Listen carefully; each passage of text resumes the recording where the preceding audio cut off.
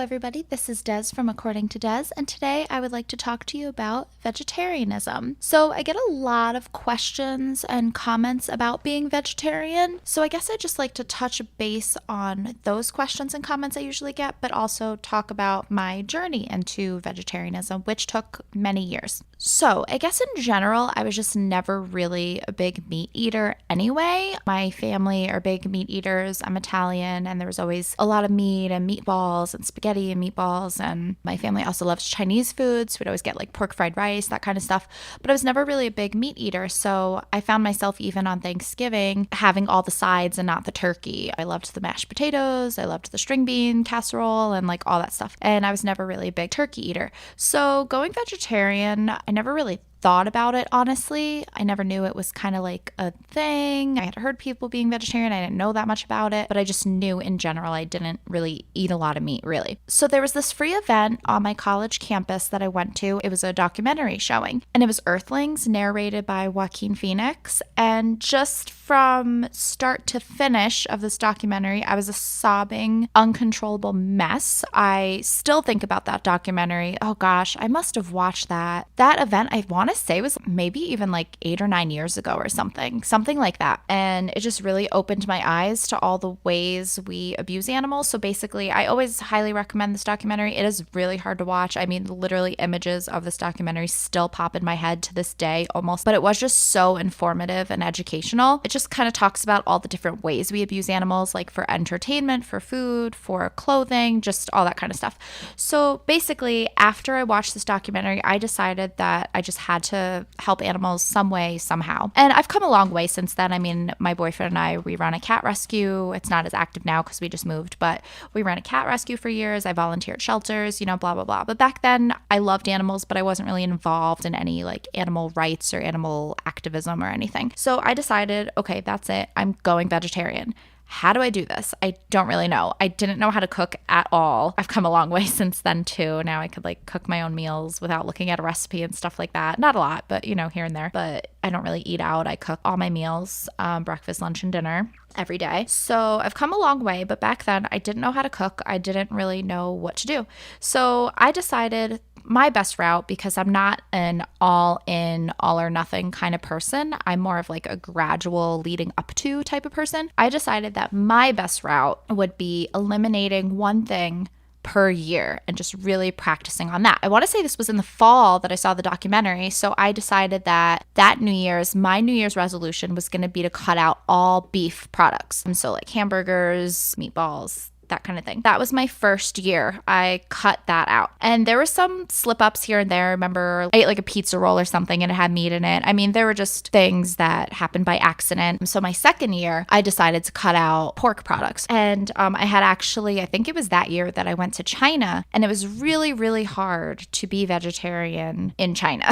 Meat came in everything. Everything I ordered, meat was in it. So, I always just say, do the best you can. I tried really hard. I mean, I ordered an omelet and there was like chopped up tiny little pieces of pork in it. I didn't order it with pork, just everything had meat in it. And I just tried the best I could. And I just knew when I got home, I would do better, So there's always going to be slip ups and mistakes. It's just about trying the best you can. I did that every year. My hardest one that I left for last was giving up sushi. And this is kind of funny because I love sushi so much. It's so good. And I just really enjoy it. I don't even really like fish in general. Like I don't really like salmon or like whitefish or any of that kind of stuff. So that wasn't hard, but sushi was really hard. So I went to my friend's bachelorette party. It was a weekend trip to a B&B, a bed and breakfast, and they had vegetarian sushi there because she doesn't like fish. And I'd had this epiphany. I was like, oh my God, there's vegetarian sushi. I just hadn't even like thought of that before. It just didn't occur in my brain for some reason. So that was kind of stupid. But as soon as I discovered there was vegetarian sushi, I gave up sushi, no problem. So many sushi places you go to have really great vegetarian rolls. So I've never really had an issue with that at all since then. So it took a few years. I want to say It took me maybe like 4 years to go fully vegetarian. Some things were easier than others. Like I said, the sushi was the hardest part, but other meat like turkey, I gave up no problem. Bacon, no problem. One thing that was like kind of silly that was really hard for me to give up was hot dogs. I freaking love corn dogs. So that was really hard for me to give up. Those were probably not even hot dogs, but just like corn dogs were like probably one of the, not that I ate them all the time, but those were probably one of the last things I gave up to. But it's been a few years now. Like I said, I saw that documentary like 8 years ago. It's like 7 to 9 years ago. I don't remember. So I've been on my journey since then. And the last few years, I've been fully vegetarian. And I'm not going to say I'm fully vegan because I'm not at all, but I have cut out dairy milk, cow milk. I'm trying to cut out dairy as much as possible. There's not as many vegan options at restaurants as there are vegetarian. Any restaurant I go to, there's always a vegetarian option. That's never an issue. Not even just salad anymore. There's like full vegetarian meals. So that's been really great. I love veggie burgers. There's just so many options now. I love the Impossible Burger. I love the Beyond's Burger. They're so good. But restaurants have been really doing a really great job at offering vegetarian options. Vegan, not as much. My boyfriend and I just recently tried vegan butter, so we've been using that. He doesn't like it as much when we make pancakes because it lacks that rich buttery taste in the pancakes, but I think they're still pretty good. So we just kind of been experimenting with that. I used to hate vegan cheese. When I first tried it, I literally spit it out and thought I was going to throw up. It was disgusting. But vegan cheese has even come a long way. We tried this vegan cheese that was, oh my God, it was so good. We just bought a pack of it, but it's expensive. It was like $9 for a little tub, but we ate it with crackers and that was really, really good. So it's been easier than ever, I think, to go vegetarian and vegan. I don't know that people ask me if I'm going to go fully vegan all the time. I don't know that I'm going to go fully vegan. It's not really like a plan. Ideally, that would be nice, but I'm just not somebody who pays attention to that kind of stuff. Like I don't pay attention to like calories and like sugars in my food. Like, I don't know. I just like eat whatever as long as there's not meat in it. So that's kind of hard for me to plan because I'm not like a label reader. So I feel like that might be a little difficult. I have been looking up vegan recipes on Pinterest. Pinterest is my savior. I could not cook at all. Mark taught me how to cook when we first started dating. And I would say, like, I would argue I'm like not a great cook. I could follow a recipe exactly, and it just always comes out better when he makes it for some reason. Pinterest has really been great. You could search vegetarian options. You could search vegan options. I always type in like vegan dinners and things come up. So I've been trying to do that. I've been trying to cut out dairy. I've been trying to cut out cheese. It's hard. Dairy is just everywhere and everything. I really love dairy-free ice cream. I really love the coconut-based and almond-based ice creams, but I notice it takes a lot longer for them to defrost than milk-based ice cream.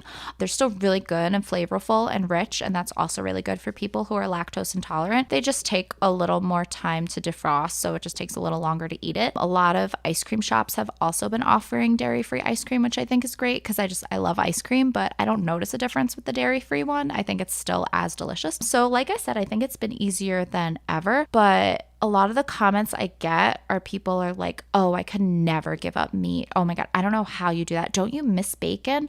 Don't you miss a hamburger? Well, I mean, I eat all the same stuff you do. It's just like substituted. I still eat hamburgers all the time, but it's just not a cow. It's bean-based. It's, black beans, sweet potato, quinoa. I had one recently that was cauliflower-based, cannellini bean-based. So there's a lot of really good options, and especially now with the mimics, like I said, the Beyond Burger and Impossible Burger, that a lot of places are offering. A lot of burger joints are having those. Even I heard McDonald's and Burger King are going to be offering the veggie patties. So that's really great.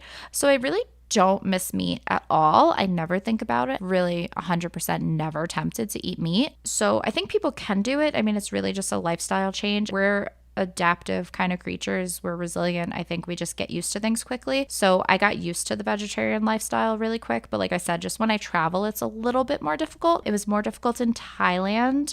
Laos, it was super easy. And something I noticed that was so interesting too is that here, if you substitute a veggie burger or you ask for something without meat, or you ask for you're like, oh, I don't want that side. I don't want bacon on the side. Just keep that away, whatever. They keep your price the same.